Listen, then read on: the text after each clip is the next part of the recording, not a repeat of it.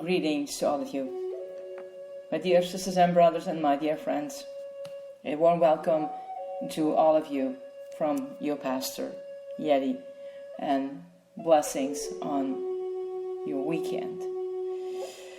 Revealing Jesus, come with me in this devotional moment and hear what I have to say about the power of words.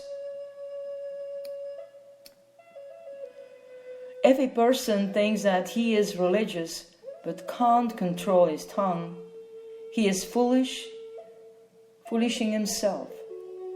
That person's religion is worthless.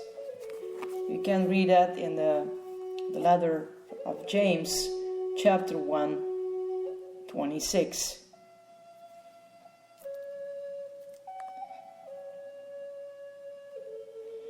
In Psalm 64, David calls to God for deliverance, not from those who would do him bodily harm, but from those conspiring against him and speaking ill of him. In verse 3, he says, "They sharpen their tongues like swords. They aim bitter words like arrows." The tongue is a powerful and creative force.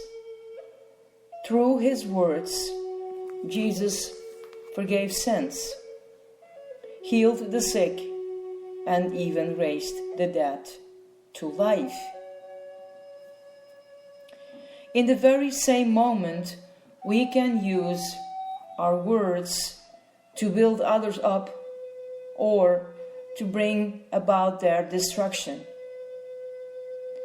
David speaks of those who conspired against him as a noisy crowd of evildoers. It is possible it was only a few people, but I find that when evil words are spoken against me, even if by only a couple of voices, it feels like a crowd.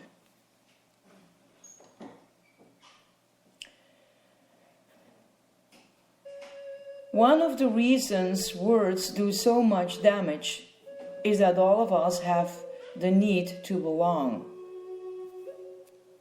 to know we are loved and approved of.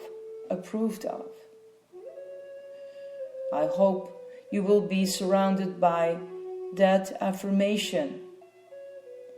But approval addiction can be dangerous too. There will be many times when the choices we need to make are not going to make us popular.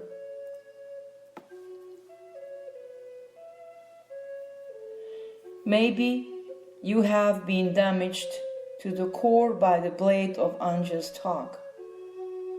Or maybe you have been the one who wielded the sword.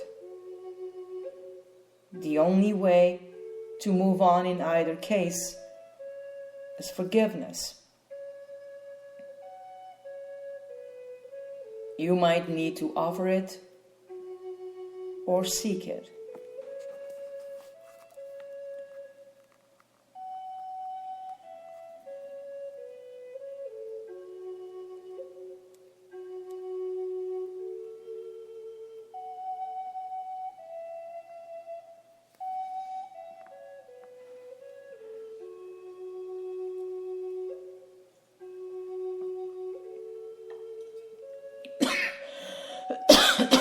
Excuse me.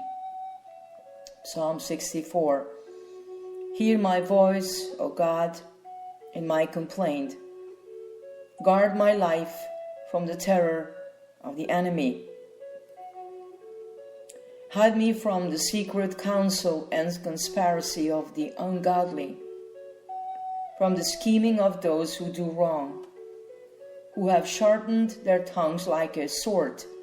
They aim venomous words as arrows, to shoot from ambush at the blameless one. Suddenly they shoot at him without fear. They encourage themselves in their pursuit of an evil agenda. They talk of laying snares secretly. They say, "Who will discover us?" They devise acts of injustice and saying, "We are ready with a well-conceived plan." For the inward thought and the heart of a man are deep, mysterious, unsearchable. But God will shoot them with an unexpected arrow, and suddenly they will be wounded. So they will be caused to stumble. Their own tongue is against them. All who gaze at them will shake the head. Then all men will fear God's judgment. They will declare the work of God, and they will consider and wisely acknowledge what He has done. The righteous will rejoice in the Lord and take refuge in Him. All the upright in heart will glory and offer praise. Come with me in my prayer. Dear God, You created the world with a word. I pray that my words will always be creative and never be destructive.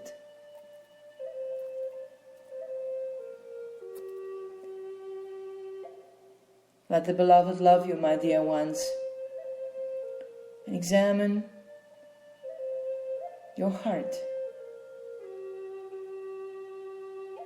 because it's about me and it's about you. You are that important for those you walk with, you walk your journey with.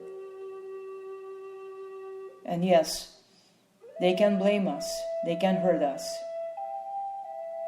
but we can do the same.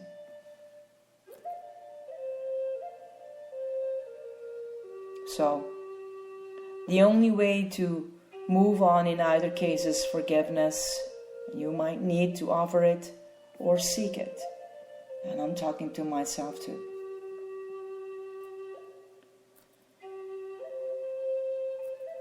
Blessings, my dear ones. And we hear each other on Monday. Have a very good weekend. This is your Pastor Yeti. Bye.